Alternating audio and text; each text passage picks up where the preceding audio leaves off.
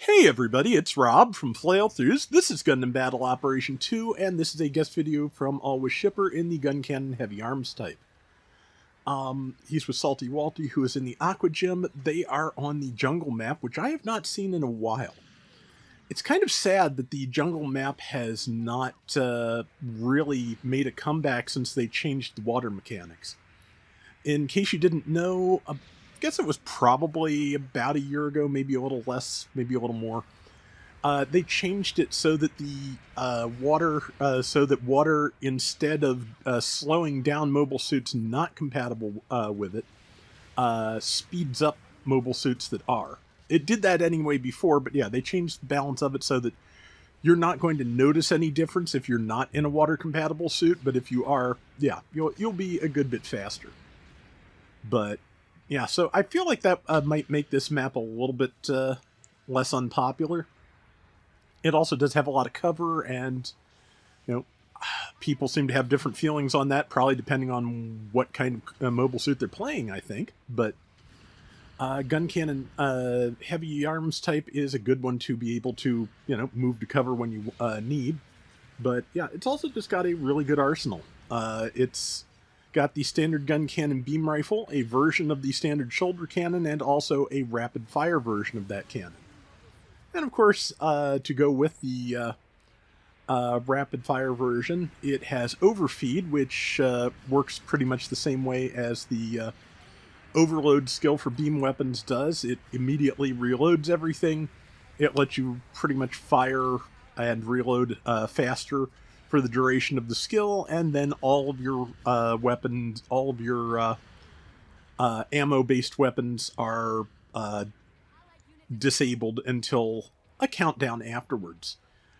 Good news on that, of course, is that the Guncannon does have a beam rifle, so it's not going to be totally devoid of ranged weaponry. Unlike, say, the overload on the Engage Zero Incom type, where it ends up with just its Vulcans for a Vulcans and Beam Saber for a fairly substantial stretch of time. Let's see. Shipper got hit by one shell from the artillery fire. That was enough to heavy stagger, but luckily the aim was random enough. It did not kill him immediately afterwards. So always nice when you can get out of one of those. And here comes some more support fire. Just as a thing, they don't seem to be too happy with supports on that side of the map. So, I mean, obviously, if you can, drop bombs on the person shooting you from all the way over in the next county without having to get past the enemy mobile suits to do it, that's a good thing to be able to do. As you can see, the GOG is trying to get Shipper. Salty is intercepting. Let's see, I believe the Aqua Gym does have a wire anchor heat rod type weapon, which is, a good thing to have against a GOG, because, GOG ignores a lot of stuns and is, as you can see, very strong. But so far, so good. They've got a solid lead, and, since this is probably, I have missed the cost once again, but since it's probably 350 or 400, it's not a bad place to be. Might be 450, because I do see the Dom Resonance there on their team, but I still need to try that. I have not yet. It is like one of the very few things that has the mobile shooting skill that the Sinanju has, which really interesting choice there. But yeah, in addition to letting you fire while boosting, your shots while boosting ignore maneuver armor. So very handy. Yeah, looks like the time that Shipper was out of the fight was enough time for the enemy team to overwhelm who was left and get across the river. So, but yeah, and now they're all kind of converging here because, I mean, left alone, the support will still do them a lot of damage. So that's, just how it works.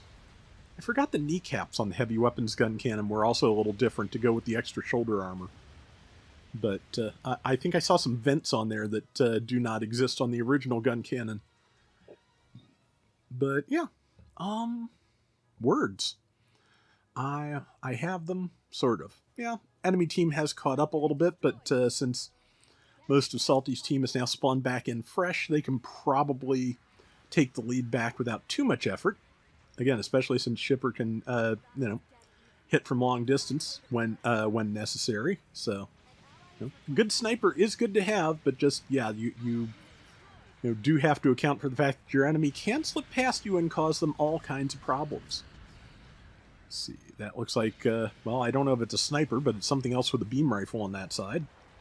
And here is, yep, they're trying to find ways around to so that hopefully they don't take all the damage forever from the Guncannon.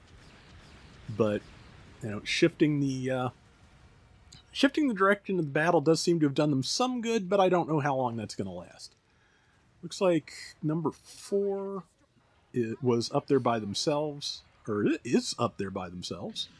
So, let's see, that was an uncharged shot, which was lucky because it did graze number 4, but again, not charged, that doesn't means it's not going to do anything. Build stagger does not affect your allies, only like instant stun. So, I think it used to be that certain weapons would interrupt your allies if you hit them, but I don't know if that's the case anymore. I think maybe. I know stuns will stun, but anything below that I'm not 100% sure. It's so rare that things that weapons anymore cause flinch. I can't honestly say.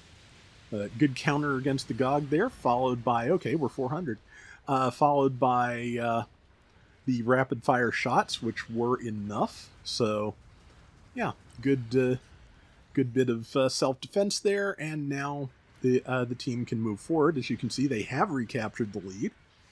And, yep, good time for overload, only about a minute left.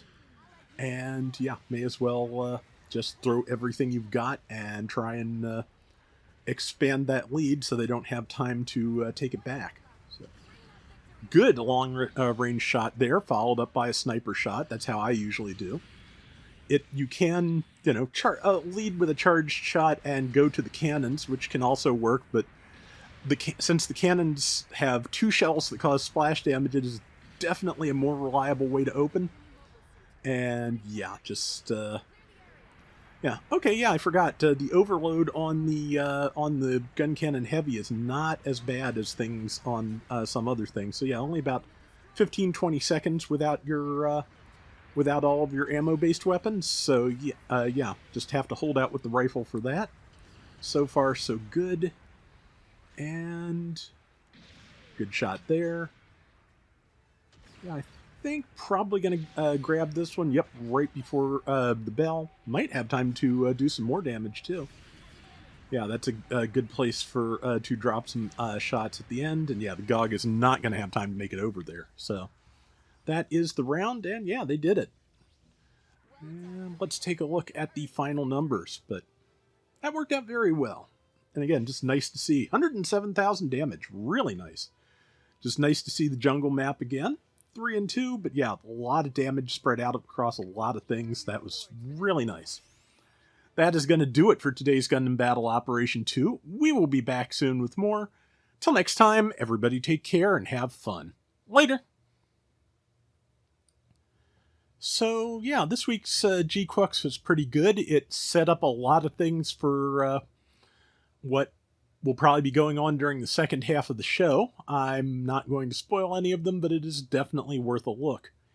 Also, just really fun moment for Shalia Bull, like almost at the end of the episode. That was a good one. But other than that, not too much to report.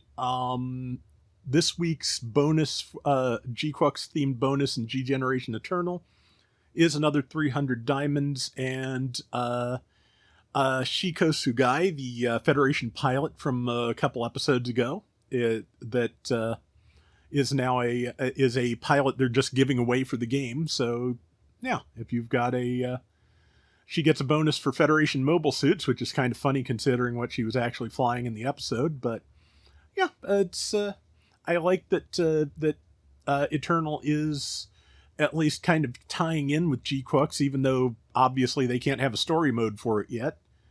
But yeah, hoping that we keep getting new units and pilots from it as the series goes on.